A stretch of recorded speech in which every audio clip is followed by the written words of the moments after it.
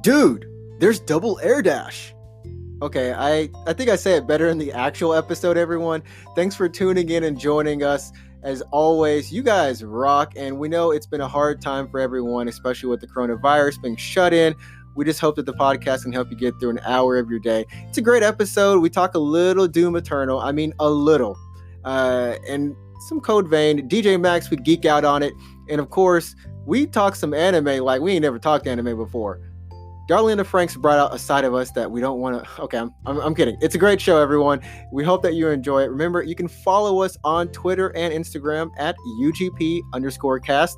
And also, we do have a YouTube. So remember, Unknown Games Podcast. Just look us up. And don't forget to leave a 5-star review on iTunes or your podcast place, that wherever you're listening to us. And tell your friends, family, dogs, pigeons, cats, and your long-lost relative that there's a new gaming podcast in town. We hope you enjoy the show, everyone, and thanks again.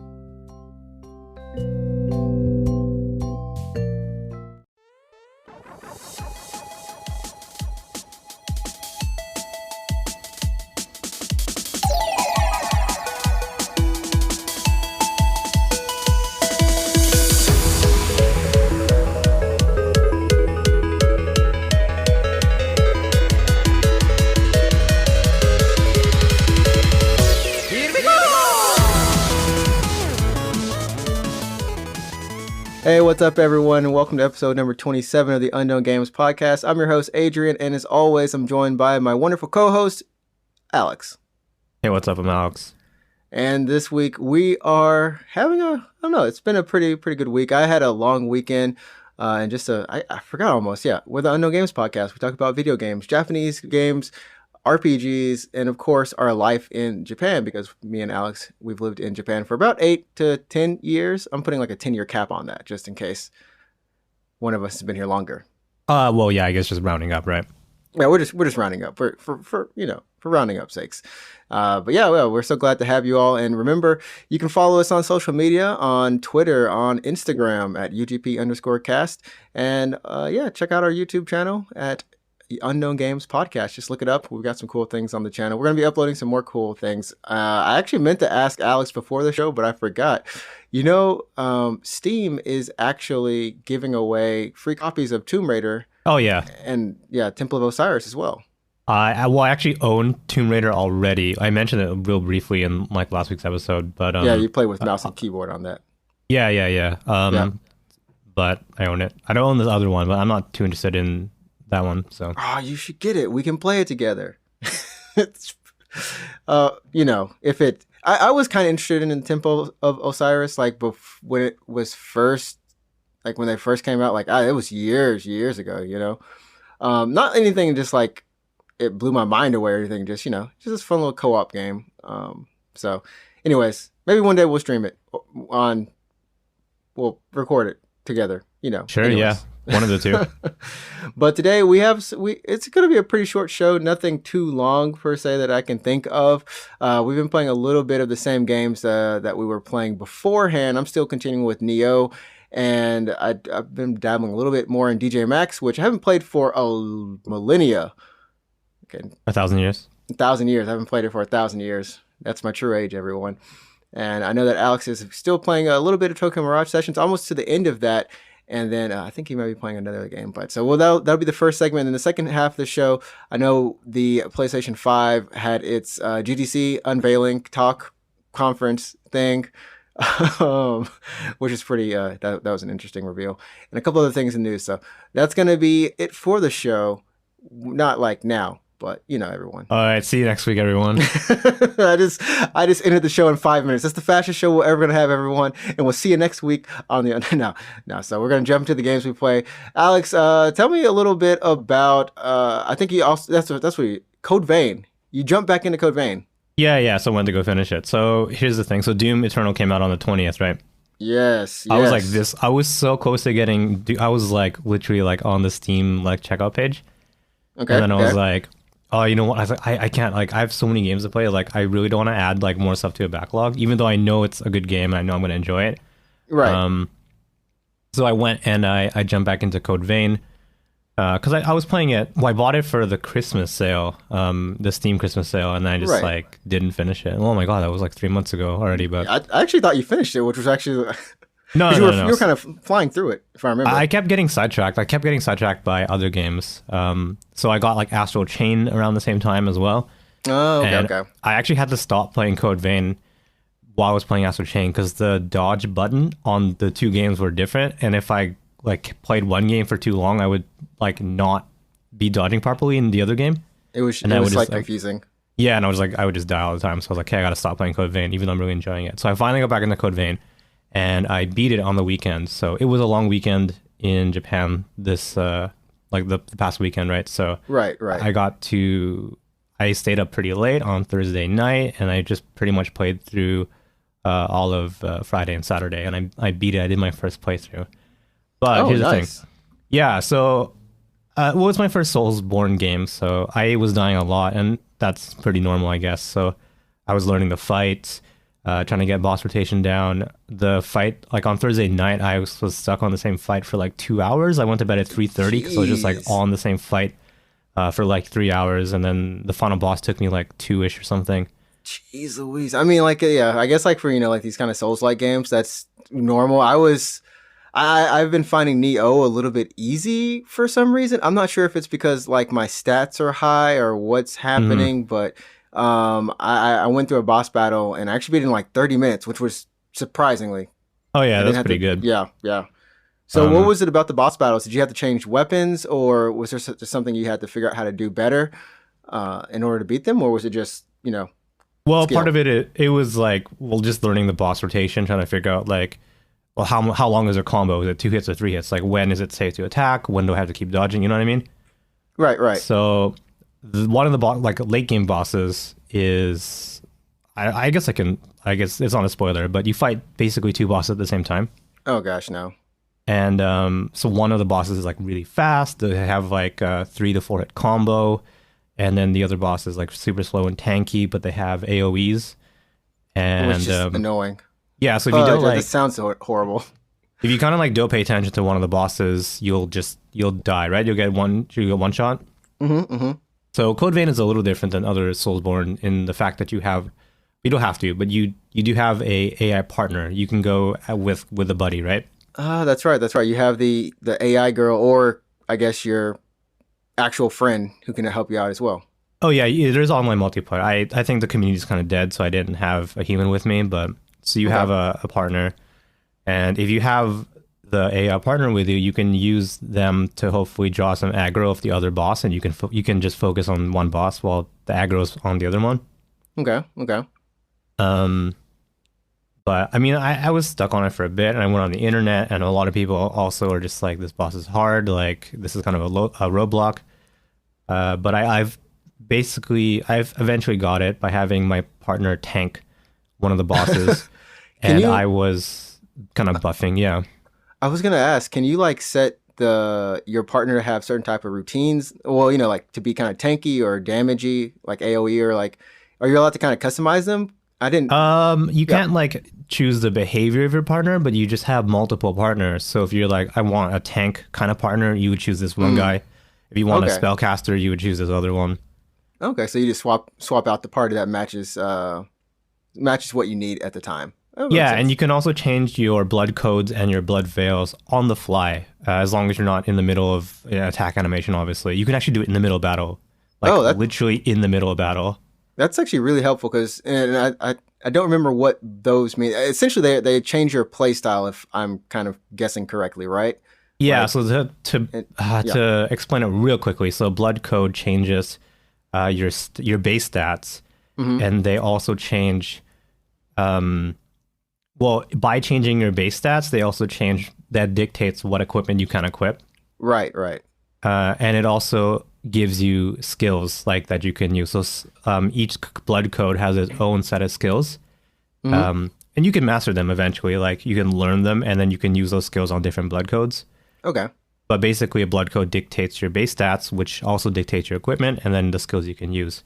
And your blood veil it's kind of like your armor, I guess. It dictates the type of drain you have, like the special drain attack. and also it'll change your stats, like your stat scaling. Okay, so it's a lot of stats. Well, it is, these Soulsborne games, they are all about stat management at the essential, and especially I don't know if Code Vein is like Neo. Like I hope they fix this in Neo too. But item like inventory management is a pain. They're Oh, it's not that so bad in oh Code Vein yeah, at all. No. jeez, yeah, because like in Bloodborne, what I like is it's really simple. You just have those weapons. They don't have stat rolls on them. But in Neo, everything it's almost like you know, a loot game. Oh, kind of like a Diablo kind of thing. You're looking for new Yeah, weapons. Yeah. yeah. Every weapon, anything that drops off an enemy has its own role. So it can be the same Interesting. weapon, but it has Wow. different stats. I'm like, it took me 30 minutes to sort through my inventory, and then there's a crafting and foraging system too, which Oh, I was that's like, cool. hold up, y'all got to slow down on this because I spent 30 minutes in menus just getting my stuff organized, decrafting, like deassembling weapons and materials, and then like think, okay, maybe I want to craft something. So it's still really relatively early in the game, so I'm looking forward to seeing what I can actually do in the end. But I've just been doing like side quests and everything. Are there side quests in Code Vein, Oh or is it yeah, just okay? there's a bunch. You can talk to some NPCs and they're just like, I'm looking for this document, and you just go and you find it or whatever, and they give you an item. There's also they're kind of not randomly generated dungeons. They're just extra dungeons that aren't Hmm. related to the story. Okay, So you'll find like maps around, and you'll give them to this dude, and he's like, oh, let's go explore this thing, and you can just teleport there. okay, okay. That's pretty cool. Yeah. So I finished my first playthrough on the weekend, but it turns out I actually didn't get the good ending. There's a good ending. Like hopefully there's not like bad, okay, and then like the best ending. Just only Yeah, two, so hopefully. there's a bad ending, and I didn't get that one, thankfully. There's a bad ending, like a normal-ish ending. There's a Hmm. good ending, and then there's like a true ending, I guess. Oh man. So I didn't get the good ending. I kind of messed up. I didn't know that I had to do the certain things throughout the story, and once you're past a certain point, you can't go You back. just can't. You have messed up your run essentially if you do this wrong. So I was like, the night before I was going to do the final boss, and I was like Mhm. on the internet real quick, and I'm like, what do you mean there's more than one ending? And I was like, oh It's like no. surprise. Yeah, so I beat the game, but I was unsatisfied as a player. So I was like, I beat it, but I didn't beat it. You know what I mean? Yeah, So yeah. It credits leaves the rolled. Yeah, sorry, the credits rolled, and then I immediately went back into it for a second playthrough. Yeah, so I'm almost done my second playthrough. Now I'm on like the last kind of dungeon thing, and I'm going to do the final boss either tonight or tomorrow, depending on how quickly I can get through it. which is really quick to turn around. And I know we were talking before the show. You were saying that you get to carry all of your skills over into the new game plus and all your moves, everything. So it really does become easier. I mean, like, does anything else scale? Do the enemies scale differently, or is it just second run basically? Yeah, that's a good question. So when you do finish your game and you reload your save file, you have the option to do New Game Plus, and then when you do that, you can choose to replay the story at the same difficulty, or you can scale it up. And if you're Oh, like, okay. I want to do a New Game Plus, but I still want the Souls Challenge, you can just scale up your difficulty. That's a good way of handling it. I just wanted the ending essentially, so I wanted to just blaze through it. So I'm like, oh, give me the same difficulty, and I'll one shot most of the early enemies, and then have an easy time with the bosses. So Interesting. I think the thing is, I yep. think Sekiro has a New Game Plus as well, right? yeah, it does. Yeah. So if I'm not mistaken, you can scale up your enemies in Sekiro, and if it's hard, you can scale down the difficulty.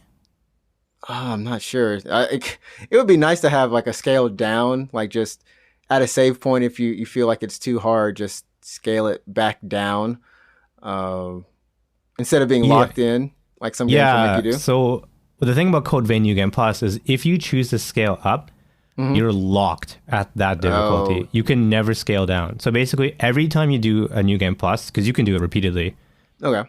every time you do New Game Plus, you can choose to scale up. So you can scale up, and then you can scale up again, and then you can scale up again, and you can just basically make the game harder and harder and harder. But the thing is like once you scale up, even once, you can never return to normal difficulty. Oh my word! So the next time that you actually, so say you finish it on the scaled up version, you only have scaled up currently that you're playing, or scale up again. Exactly. Oh Yeah. my goodness, that's that's monstrous.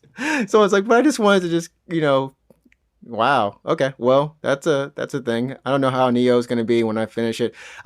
Truth be told, like when I finish Neo, I probably won't play it again. I'm just going to go straight to Neo 2. I mean, just from the demo that I did play, Neo 2 definitely is better than the first game. Like everything just feels tighter. It feels like they learned a lot more lessons in the combat, Hmm. and added more things to make it deeper.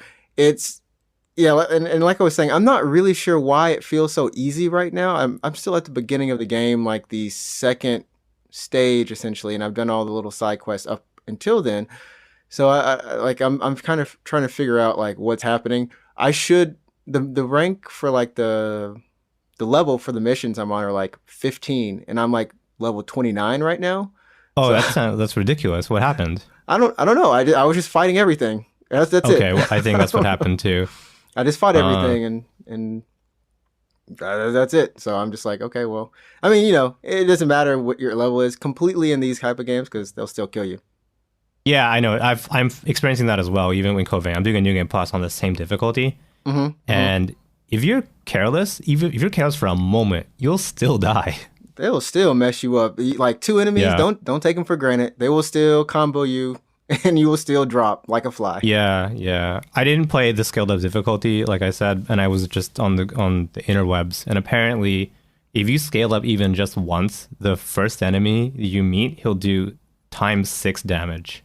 All right, no, that's not fun. It's like crazy. I That's think not they even have fun. That the, says they have broke. like the same health, I think, but they just do so much more damage.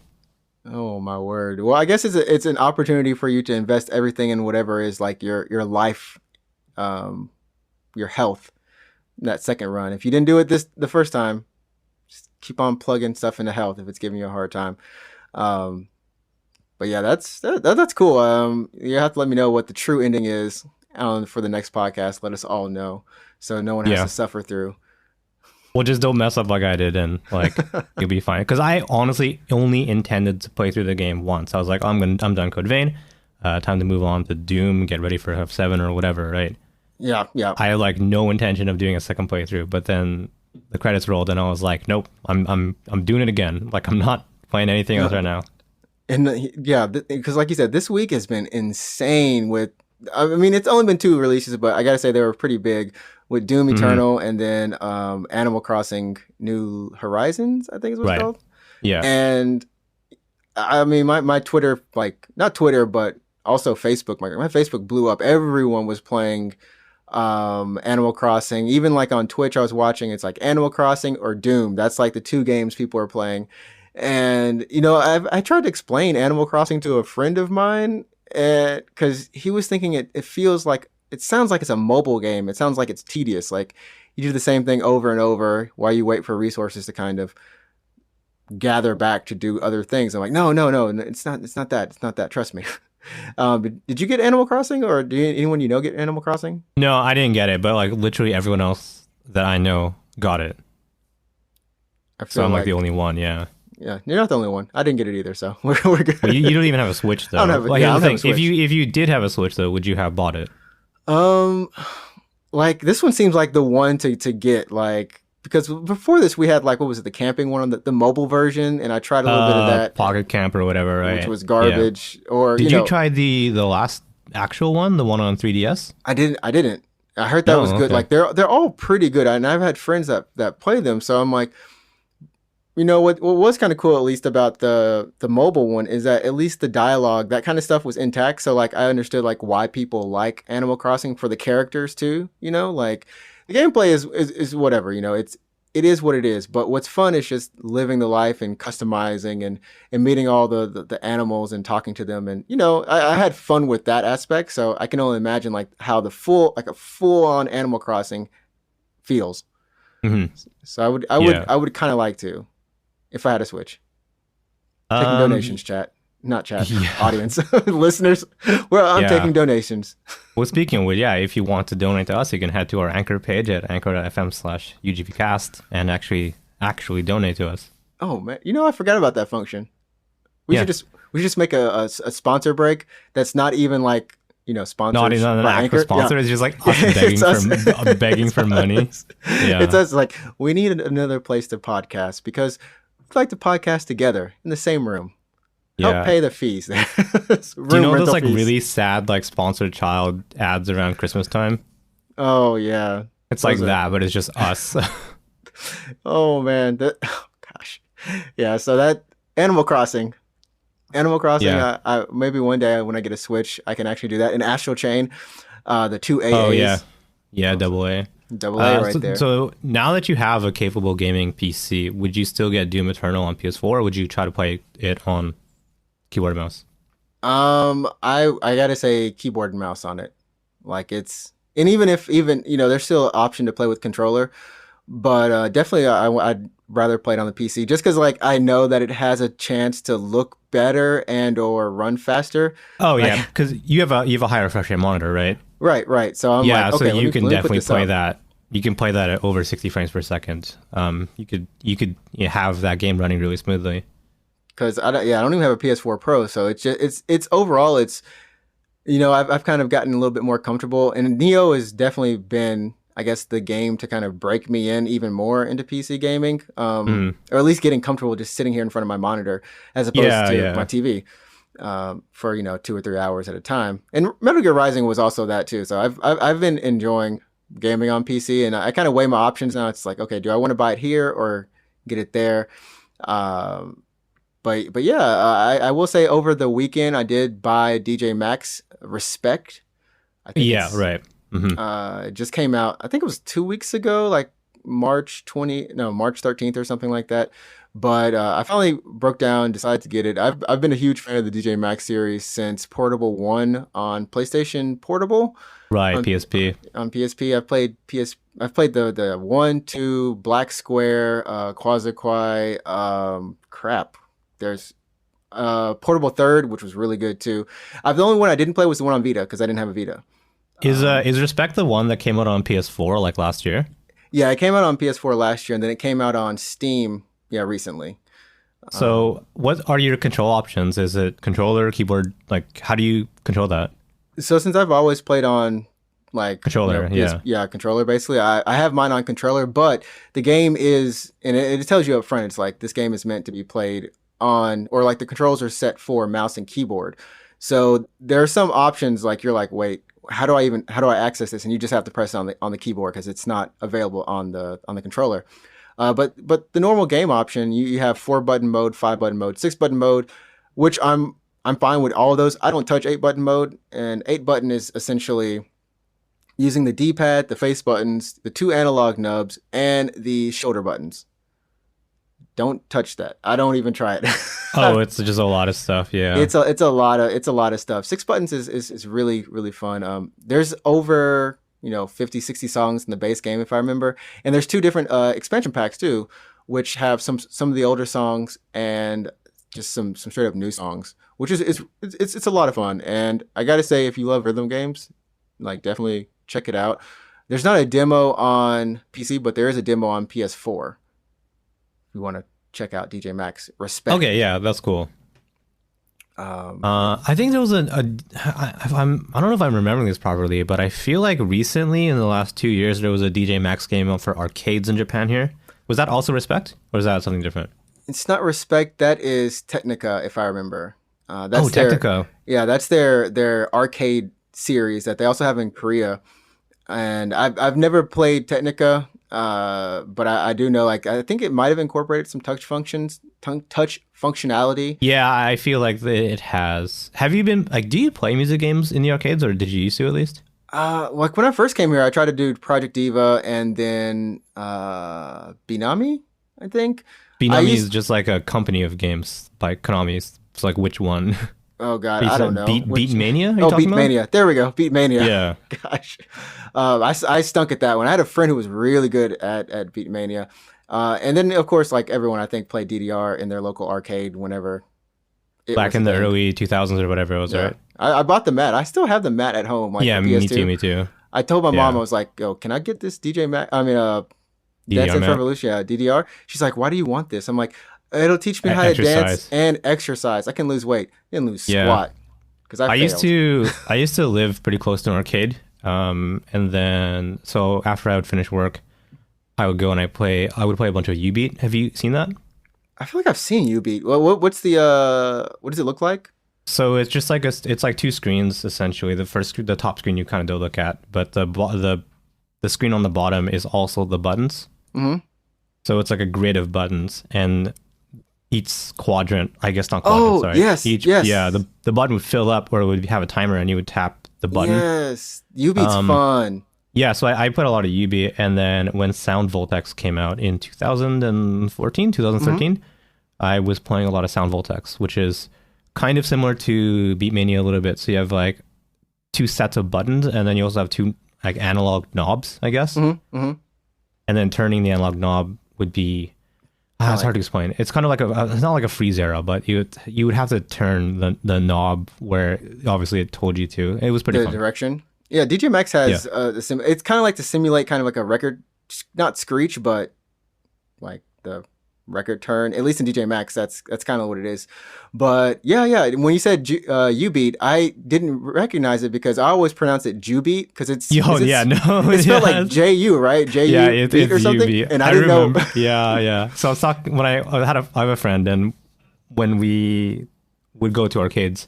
Yeah, we first met or whatever, and he's like, "Oh, I like music games." I'm like, "Okay, let's go to an arcade, let's play games." And he's like, "Let's play." And he looks at me, he's like, "Let's play Ju-Beat." I'm like, "No, that's something else, man. You don't want that one." I was but it's fun. Like when you see like a good player playing Ju-Beat, because I could play it like the medium difficulty on it. It's a lot of fun. I think it's was it 3x3 grid? Yeah, it's 4x4 or 4x4, and your hands are just going all over the place. And I remember it's actually on iPad. I remember seeing it on iPad. Yep. There is an iPad version. So I went to school here, right, for university, and that's when I first started playing U-Beat in the arcades here. And I went home back home to Canada to graduate, and I couldn't play U-Beat in the arcades, so I was just playing the iPad version.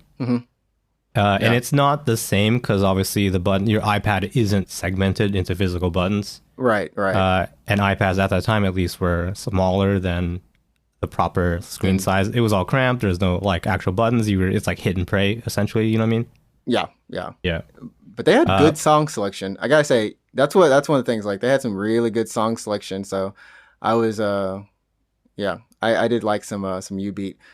Also, I don't know. Have you played? So there's another rhythm game for mobile that I got really hooked on. I think it's called Cyctus or Cyctus. Oh yeah, Cyctus. Like when it first launched, and it was like that one's good. No, it's good. It's good. Oh man, I love the way it feels and the way it controls. Did you play the sequel? I didn't. I played a little bit of 2. I actually got on on board when they were offering like we'll do for X amount of followers we'll add extra songs. Kind of that was their push. Oh yeah, okay. And then finally, like by the time 2 came, I was like, fudge, you can pay for it and get all the songs.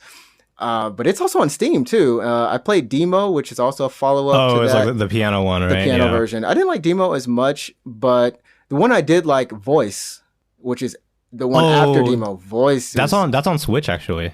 Oh, for real? Darn, man, I need to get a Switch. Like I was playing it on phone, but it's not as fun because my phone isn't as responsive and its screen isn't as big. But I love the way that feels too. You can get on Switch. So on the Switch, you can get like, I don't know, I think it's maybe free, and you can just download the packs as if it's like the mobile version. Oh man. Or you can just pay, I think it's like $40. Just pay $40 and you get like all the songs. Just get all the songs. Oh, it's like you're buying a game essentially. See, that's what's great about portable gaming are those like, for me it's all about rhythm and puzzle games, and then like you have that RPG or action game or something that just holds down like the I need to play something for extended periods of time, but for short bursts or hours on end, fill it in with like music or puzzle games. Yeah. The Switch has a pretty good selection of music games. I think Demo's on it. I'm not sure. I feel like it is. Yeah. They probably put all of them on there. If you can play one, you can definitely play the others. Right. That's the logic here. But we're gonna come back on the other side of the break because we're gonna take a break and we're gonna talk about some news. Because news is awesome. I've been watching too much Walking Dead, so like my voice, I was gonna be like Negan for a second. I'm back on Walking Dead, everybody. Anyways, we'll be back with the news. Hey, Adrian, never thought about making a podcast? All the time, except for we are already making a podcast. No, but I mean like a different one, maybe a better one. Sure. Yeah. So I was on the internet. I was trying to figure out like what's the best host for a podcast, or pretty much how can I make a podcast? And I think I settled on Anchor. We're already using Anchor, buddy. Wait, are you serious? Are we actually? I'm actually serious because it's free. And of course, we're on like Spotify, Apple Podcasts, and like Google Podcasts, and so many other places. Wait, how do we do that though? Anchor did that for us. Oh, just like automatically, right? Anchor Yeah. will just distribute your podcast for like free? Exactly. Wait, I thought you did the research. Yeah, well, I mean, I kind of did, but I do know that Anchor will help you make money from a podcast. Cash money. Cash money grabs. Exactly. That's how we're making money right now, I think. Absolutely. Like right at this very moment. At this very moment with this sponsorship. Well, I mean, also Anchor has some pretty cool creation tools that let you record and also edit your podcast right from your phone or your computer, because I know you got one of those, probably. I do have a computer, but I don't have a phone. Well, whatever. You can still make a podcast, because in 2020, there's no reason why anyone shouldn't have a podcast. Everyone deserves a voice. That's my opinion. Yeah. Well, Anchor is just everything you need to make a podcast, but just all in one place. You can download the free Anchor app or go to anchor.fm to get started. Enjoy the show, everyone. Thanks for listening.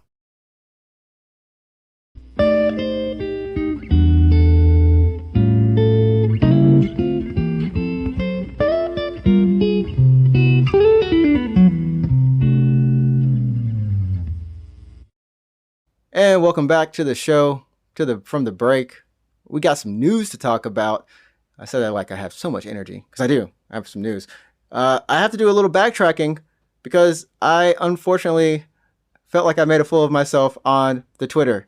What does that mean? Yeah. So, Sony last week, they had their unveiling for the PlayStation 5. The deep dive, right?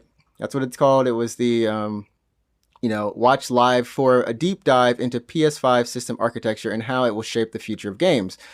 And this is after, of course, we had the Xbox Series X give their list of, what everything that's in there. And just, they've been going and saying things, since the Game Awards. So we're kind of versed on it. But PS5 has been silent. Press was like, where's PS5? Like, what's Sony doing? Like, what's happening? And of course, we've had the coronavirus thing that's happened.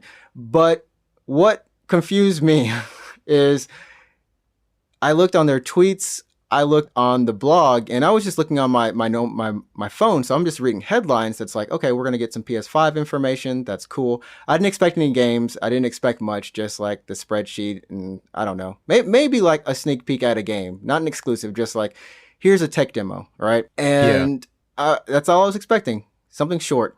And I didn't see, there's nowhere, even on the official blog where it's promoting this, and on the YouTube description where it says this was meant to be a GDC talk. They hope that from the words deep dive and system architecture that you kind of put things together and understood that GDC was canceled. This is a deep dive, which is usually done. And of course, Mark Cerny is the one doing it, the system architecture. Long story short, I'm queued up. I'm in the YouTube premiere, and for some reason the stream didn't start for me on time. So I missed the first 15 seconds. In those 15 seconds, and I went back to look at it, and it says, this was meant to be a GDC talk, but unfortunately, since GDC is canceled, we have to do this. So I missed this, and I'm on Twitter. Oh, okay. And I'm like, Sony, not like this, man. If you saw it, it's 55 minutes of Mark Cerny talking in a very smooth voice. He might as well be in competition with what is the best? Bob Ross. He might as well sound like Bob Ross, just talking. He doesn't take any breaks. He continues. It's a slideshow. The audience looks like they're like fake puppets. I don't even know, like they're green screened. Yeah, I don't think they were real, actually. They move. They move every once in a while. I was like, what is this crap? This is so strange. And the chat, people in the chat didn't understand it either. Half the people did, half the people didn't. When you look at the comments and for the video, during live, it was actually just Z's, just Z's all over the place. The video now has, out of the 13 million views, it has 301,000 like thumbs ups and 113,000 thumbs downs. It's like a 30% spread. Yeah, yeah. And I think what it is like all I wanted to do is like, hey, Sony, just make sure you just make it more clear. Just include more keywords because this is on your public YouTube, and I understand that it's meant to be for developers, you know, for everyone to be able to see it because you don't want to make a. Some people are like, why don't you just make it unlisted and just provide people with a link? That's. I mean, yeah, you could, but that's a lot of extra work. And it doesn't make sense to do that. So I just wanted them to be more clear on the messaging because what happened is after this, there were stories in terms of, okay, well, PS5 is 10 teraflops versus Xbox 12 teraflops. Does it actually even play all the PS5, like PS4 backlog? There's an update on the blog to kind of clarify that. There's a lot of things that kind of got muddled because of this. Mm-hmm. So I don't know. Like, is there anything did you watch any of the? No, I didn't watch any of it. It was like 3 a.m. or whatever. I was like, nope, I'm just gonna go to bed. And I woke up and I like looked at the stats, the specs, and I was like, okay, that's good enough for me. Yeah. It's pretty similar to the Xbox. The main difference that they wanted to say is that look, we have an SSD. The SSD is I think theirs is proprietary. Like the SSD inside. You can include, like, you can upgrade and attach was it the NVE? NVMe, yeah, I saw that, which is really cool. Which is really cool of them to just be like, hey, you still want user expandability? You can just pop in a normal drive. Right, you can pop it in. It has to be certified through PlayStation first, so it won't be everything, but at least that option is open. And they just really wanted to make sure that they spend a chunk of time on making sure that everyone knows everything's going to load super fast, everybody. Super fast. Of course. Yeah. NVMe is fast. Yeah. It's like, yeah, we're going to have everything super fast loading with the CPU, the GPU, and the SSD are all kind of tied into each other, which is why that internal one is kind of like, yo, don't touch it. But you can add on if you need to, if you want to keep going faster. And yeah, I mean, everything else is pretty much what we know. We knew about the ray tracing. They also talked about the audio aspects of. They spent a lot of time on this 3D audio. How like audio has its own kind of separate processing, so it doesn't take up resources. Yeah, and they really wanted to push 3D sound in. Of course, headphones they'll be doing it, but also from your TV. So I guess no matter what TV you have, especially if it's a Sony television, it should be able to kind of output virtual 3D surround sound, so you know exactly where the enemies are or whatever's happening. Combine that with the haptic feedback of the controller and the resistance elements and stuff like that. It's supposed to be like, you know, a very immersive thing. So I don't know. What like did you see any news or anything about the PS5 that made you just go like, maybe I'm confused about it or wanting to know more? Like, no, I mean, like, I looked at the specs and I'm like, oh, okay, well, these are pretty standard. Like, this is kind of what I expected from the PS5. I did notice that both the PS5 and the Xbox Series X is using a CPU that's based off AMD Zen 2. Right. It's, like, pretty much, like, the same CPU. Like, the one in the Xbox is clocked higher. Mm-hmm. But, I mean, this isn't, like, new, really. The Xbox One X is spec'd higher than the PlayStation 4 Pro. True. It just matters like how do developers use these games, and I think it makes sense for the Xbox Series X to be a little bit higher, especially because they're pimping like 120 hertz refresh rate, variable refresh rate, ray tracing. They're really pushing like these technologies that traditionally and even today still use like very high spec PCs. Right. Which I kind of wish.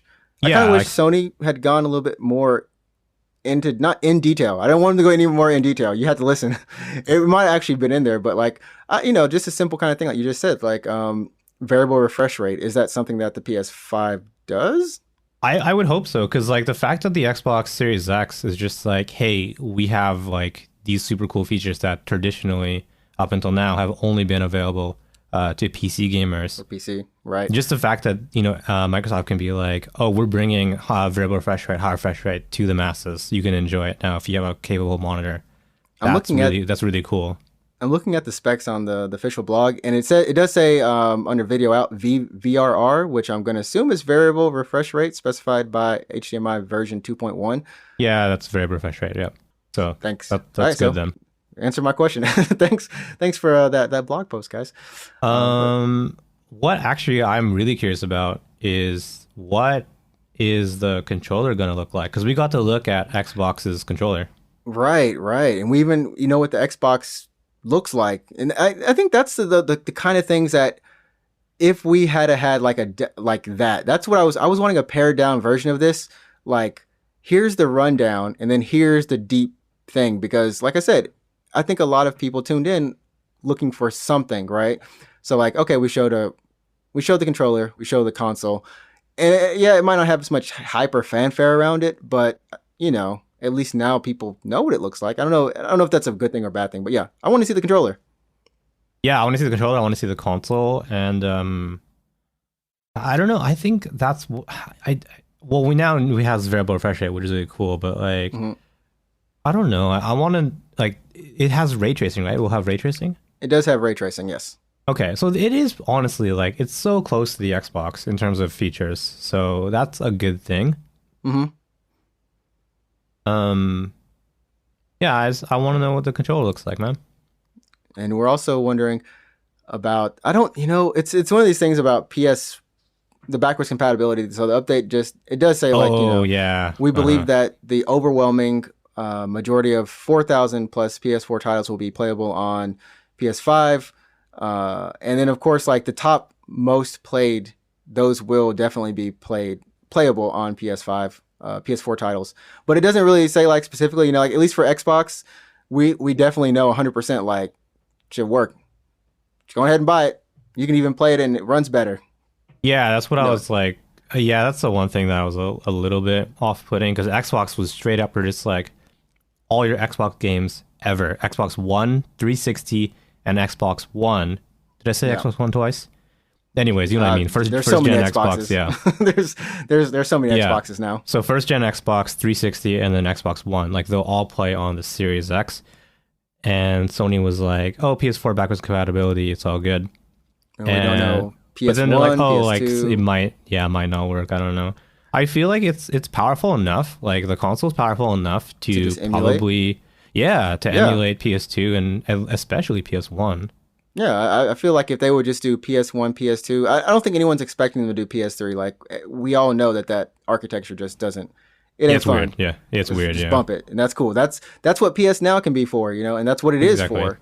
But I think with all these different things, I just wish the messaging and their marketing for it was more clear, because this was a lot of people. They heard, like I said, PS5 was Ghost, and then hey, we got PS5. Here's some news about it, and it just was a little confusing for some people. But I do understand both sides. They did say at the beginning, yo, this is GDC, and probably some other places. So there's two sides of the argument, but overall, that's PS5. Yeah, hopefully we'll see more at not E3. Yeah, like the wonderful Corona is still in full effect, as we know, and something else that's kind of taking full effect with that is, of course, Final Fantasy VII Remake being in terms of like physical release copies. They put out a statement on their Twitter, the official Final Fantasy VII Twitter from Square Enix. As you may have seen earlier this week, we shared the news that the COVID-19 pandemic is increasingly likely to affect the distribution and retail landscape in Europe, Australia, and the Americas at launch on April 10th. So there's nothing else after that. They're going to, release some updates if they have some, a little bit, probably by the time this podcast goes up. And they're still saying that, hey, we want to release this on April 10th. Everyone stay safe, stay cool. So I don't know. Like, I do have a friend who's like, yeah, I pre-ordered my copy at GameStop. He's like, what's gonna happen? Because GameStop is now closing all of their physical stores, like all of their stores across the U.S. until I think the end of March or sometime in April. Sometime in April when FF7 comes out. So he's like, do I just buy it digitally? Like, does my pre-order change? Like, what's happening? Yeah, I'm hoping that. Well, I don't know. Like, how many copies are supposed to go out across overseas? Probably a lot, right? It's probably a lot, yeah. But I think Japan is safe, which is good because that's where I am. It's like, yeah, Japan is totally fine. Japan's like, it's gravy. You can get it at 7-Eleven. You can pick it up at 7. Yeah. Have you ever pre-ordered a game at 7-Eleven? No, I almost thought about it because I walked by Yeah, like I have, yeah. it's so weird because like you're talking you pre-order online and then you go to the 7 to pay, right? Or is it you actually like No, like, pre-order well, this was like there? 8 years ago, 9 years ago. I actually went to 7-Eleven and I was like, I want to pre-order Pokemon Black and White or Black or whatever it was. Well, I got Black, but yeah. So I was like, I want to pre-order Pokemon. And then the lady was just like, okay, one copy of Pokemon. And then I pre-ordered Pokemon at a convenience store. It's so weird. It sounds weird. I mean you can, buy gift cards similar to how GameStop has like they're not gift cards but like the card with the digital code on them. They do sell those at GameStop, especially for Pokemon. I have noticed that there are always like, Nintendo titles tied No, in I like with pre-ordered like a 7-Eleven. physical copy. Like I went back to 7-Eleven to get my physical copy of Pokemon. I'm not kidding. Oh man. I don't know if they still do it, but at least at the time in 2010, you could get physical games, certain games that's at a convenience store. Oh my word. It's convenience stores here, man. Get your mail, pay your bills. Yeah, you can do everything at a You can convenience do store. it. Yeah, You can finish your banking there. You can do anything. you can ship packages from the major Yep. ones. Yeah. I don't know if you can Uh, ship like international, but you can definitely ship like Domestic, yeah. domestic. Like, And you can also like on Amazon.co.jp, you can specify a convenience store as your delivery address. I noticed Steam, you're able to do it too. Yeah, you can pay for stuff at a convenience store for Steam. So you can buy games on Steam and then they just wait for you to go to a convenience store to pay it and then they get added to your library. It's insane. Like It's so weird. the convenience stores are so convenient, man. They're so convenient. But yeah, I don't think I have too much other stuff in news. I didn't really find much. It's been kind of a calm weekend. I think it's been well, it's not a calm time around the world, but calm in the sense that no one's able to do much. Some people are just maybe doing stuff, and yeah, Yeah, I'm man. just playing games, so I'm looking forward to finishing up Code Vein again. I really might get Doom. It looks good. I know it is You good. should grab it, man. I saw a stream. It's good. It looks crazy. I know. It just The looks like so much fun. Dude, the platforming in it is like, like Doom 2016, the platforming was kind of like, It kind of sucked. It kind of Yeah. sucked. There's an air dash in this one. There's an air dash. Dude, there's double air dash. Oh my god, it's so crazy! Like Freaking, that jump. sounds so much. Oh, and I think your shotgun secondary is like a grappling hook or something. Yeah. It's insane. There's like climbing and traversal. Like I'm sitting here like stuff like in Doom 2016 that would make me just like I don't feel comfortable jumping on this ledge, like jumping from ledge to ledge. I feel like I have the tool set to kind of do it now. Yeah. And it's just like it's so arcadey looking now. It's so I know. Oh yeah, the arcade looking. HUD just looks like an 80s neon like thing. Oh Yeah. man, it's so good. So man, it's gonna be good. Like it's a good time to play some games. I don't know if you're watching any anime. New season's about to start. I need to check out what's gonna be playing. I started the new Trigger anime, BNA, Brand New Animal. Oh yeah. How's that? It's interesting. Like it really does have a somewhat promare look to it, Okay. which Yeah. was the movie that they did. But it's really stylized. Of course, it's coming from the guys that did Gurren Lagann and Kill la Kill, if I remember. Like it's that team up, that classic team up where everyone's like, "Oh shit, it's the A team." If not, then you get Darling and FRANXX, and if not, then you get SSS Gridman. So that's like B and C team. That's what my friends Okay. say. Yeah. You didn't like Gridman, I'm guessing. No. Gridman was all right. I did not hate Gridman. I thought I didn't it was finish it. I didn't finish good. it. I tried. liked I it. tried, and I just didn't finish it. I liked certain parts of it. The one I just didn't like how I didn't like some of the characters, but yeah. I still do like one that a lot of people have forgotten about, which oh man, Kizuniber. I don't know if I even said it because it sounds like I'm saying Kizuna every time, but it's like It really does. Yeah. Kizuniber, I think is what it's called. But yeah, that junk was good. It's underrated, but it got weird at the end. Like any other Trigger anime, freaking got weird at the end. You either go to space or you just start flipping out with spirals. Did you watch Darling in the Franxx? Yeah. Watch Darling and FRANXX. Did you like it? I literally referred to it just tripped out at the end with going into space. Yeah, well, it was pretty weird. Yeah. I think Darling in the FRANXX is like is half. First half is good. Second half is There's some good episodes in the second half, but I think I like the first half the most. Okay, you know, up until the point where they like, I saw it like 2 years ago, but like where they had that big battle and then they find that like that giant like enemy. Yeah. And then they like end up going like, what is it, like underground or something?